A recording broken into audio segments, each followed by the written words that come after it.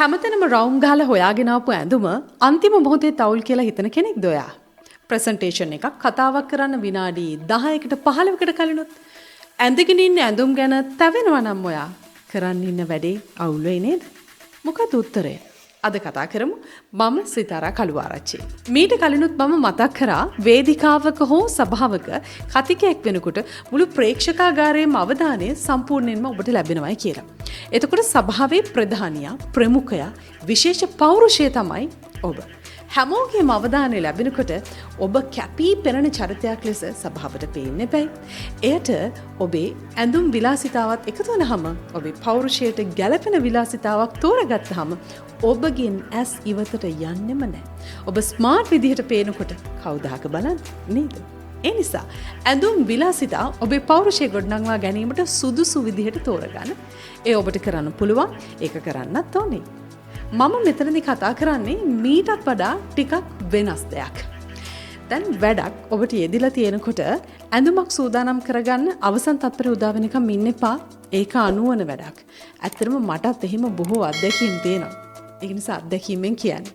එකක් අවසාන මොහොතේ හෝ ඇඳුමක් තෝරගන්න තරම් සුදුසු ඇඳුම් ඔබේ අල්මාරියේ තියෙනවා නම් මේක ප්‍රශ්නයක් නෙමෙයි. අපි තුම එහෙම තියෙනවමයි කියලා. ඒත් අදාළ දවසේ අදාළ වැඩේට පැය කිහිපයකට කලින් ඒව සූදානම් කරන්න ලෑස්ති වෙන්න එපා. අඩුම තරමින් කලින් දවසේවත් ඇඳුම් ලෑස්ති කරගන්න. නැත්නම් ඔබ අනිවාර්යෙන්ම කලබලයටපත් වෙනවා. ආපහු අත්දැකීමෙන් කියන්නේ. ඊළඟට ඔබට වේදිකාවක ඉදිරිපත් කිරීමකට ගැළපෙන ඇඳුමක් අලුතින් මිලදී ගන්න තියෙනවා නම් ඒක කල් වේලා ඇතිව කරගන්න. මොකද ඔබට අවශ්‍ය සුදුසු ඇඳුම අතේ තියාගෙන ඔබ එනකන් කඩසාප්පුවෙන් බලාගෙන ඉන්නේ නැහනේ නේද? හිතට ගැළපෙන ඇඳුම තෝරගන්න කාන්තාවන්ට නම් බොහෝ විට සාප්පු 5කට 6කට යන්නම වෙනවා. ප්‍රසන්ටේෂන් එක ස්පීච් එක හෙට කියලා අද ඇඳුම් තෝරන්න වුණාම ස්ට්‍රෙස් වෙනවා ඇර වෙන සහනයක් නම් ඔබට නොදැනේවි. හොඳම ඇඳුමක් වෙනුවට මොකක් හරි ඇඳුමක් ගන්න වේවි. ඊට පස්සේ හිතට කිසිම සතුටක් නැති විලාසිතාවක් එක තමයි ඔයාට ඉන්න වෙන්නේ. ඒක නිසා ඇඳුම් තෝරගන්න කල් වේලාව තියාගෙන. ඊළඟට ඔබේ වෘත්තීය හරි අධ්‍යාපනික කටයුතු හරි වලදී නිතර නැත්නම් හදිස්සියේ ප්‍රසන්ටේෂන් හෝ ස්පීච් කරන්න වෙනවා කියලා හිතන්නකෝ. එතකොට ඇඳුමක් සූදානම් කරගන්න වෙලාවක් නැති වෙන අවස්ථාත් ඔබට උදා වෙන්න පුළුවන්. ඔයාට පුළුවන් නිදහස් වෙලාවක අමතර ඇඳුමක් අරන් තියාගන්න. මුදල් ටිකක් අතේ තියෙනකොට ලස්සන ඇඳුම් විලාසිතාවක් දැක්කහම පස්සේ ගන්නවා කියලා නොහිතා අමතර ඇඳුමක් අතේ සල්ලි තියෙන වෙලාවක අරන් තියාගන්න. ඒක ඔබට ලාභයක් මිස පාඩුවක් වෙන්නේ නැහැ කිසිසේත්ම. දැන් ඔය ඔක්කොම කරගෙන ඔයාගේ ප්‍රසන්ටේෂන් එක නැත්නම් ස්පීච් එක කරන්න ගිහින් විනාඩි 10කට කලිනුත් ඔයාට දැනෙනවා නම් මගේ ඇඳුම අවුල් කියලා ඒක නිකන් සුදුසු මදි කියලා දැන් මොකද කරන්නේ? ඇඳුම මාරු කරන්න බෑ. මේ කොළුවේ තියාගෙන ගිහින් වැඩේ කරන්නත් බෑ. එතකොට ඔබට සුදුසුම ඔබේ පීඩනය අවසන් කරන්න තියෙන හොඳම තෝරා ගැනීම තමයි අත්හැරීම. අත්හැරීම කිව්වේ ඇඳුමද? නෑ. ඇඳුම ගැන හිතේ තියෙන ඍණාත්මක අදහස අත්හරින්න.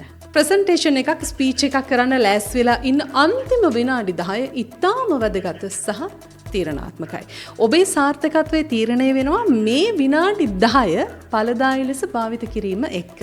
ඒ නිසා අන්තිම විනාඩි 10ට අමතර දේවල් නම් ඔලුවට දාගන්න එපා කියලා මං කලිනුත් කියලා ඇති.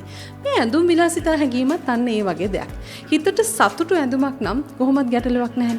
නමුත් හිතට වද දෙනවා කියලා හිතනවා නම් අන්තිම විනාඩි 10 ඇඳුම් විලාසිතා ගැන අමතක කරන්න. ඒක බාධාවක් කර නොගෙන ඔබේ ප්‍රසන්ටේෂන් එකට කතාවට පූර්ණ අවධානය යොමු කරන්න. එහෙම ඍණාත්මක හැඟීමකින්වත් ඔබ පසුතැවෙන්න නරකයි අවසන් මිනිත්තු කිහිපෙදී. එතකොට ඔබේ මානසික එකඟතාවය බිඳ වැටෙනවා. ඔබ ඉදිරිපත් කිරීම අසාර්ථක වෙනවා. ඉදිරිපත් කිරීමක් කරන්න කලින්ම ඒ සඳහා සූදානම් වෙන්න ඕන කියන්නේ අවසාන මොහොතේ ඔබේ අභිප්‍රාය අසාර්ථක නොවිය යුතු නිසා. ඒක හරිම වැදගත් ඔබේ සාර්ථකත්වයට. ඉදිරිපත් කිරීමකට විනාඩි 10කට 15කට කලින් ඔබේ අවධානය පූර්ණ වශයෙන් තියෙන්න ඕනේ අදාළ ඉදිරිපත් කිරීම ඇතුලේ. ඇඳුම් විලාසිතාවක් තෝරගත්තා නම් ඒක කලින් දවසේ හොඳට ඇඳලා කණ්ණාඩියෙන් බලලා ගෙදර කෙනෙකුගෙන් අඩුපාඩු අහලා හදාගන්න වෙලාව ඔයාට තියෙන්න එපා. ඒ නිසා අවසන් මිනිත්තුවේ ඇඳුම නිසා තැවෙන්න එපා. ඒකට කල් වේලා ඇතිව සූදානම් වෙලා ඉන්න.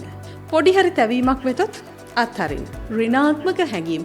ඒක තමයි නුවණැතිම වැඩේ. අමතක කරන්න එපා. ඉදිරිපත් කිරීමකදී අන්තිම විනාඩි කිහිපය අතිශය වැදගත්. මේ වගේ ඔබේ සංවේදන හැකියාව දියුණු කරගෙන ජීවිතය අලුත් කරගන්න කමියුනිටි ක්‍රාෆ්ට් බයි සිතාර සබ්ස්ක්‍රයිබ් කරන්න.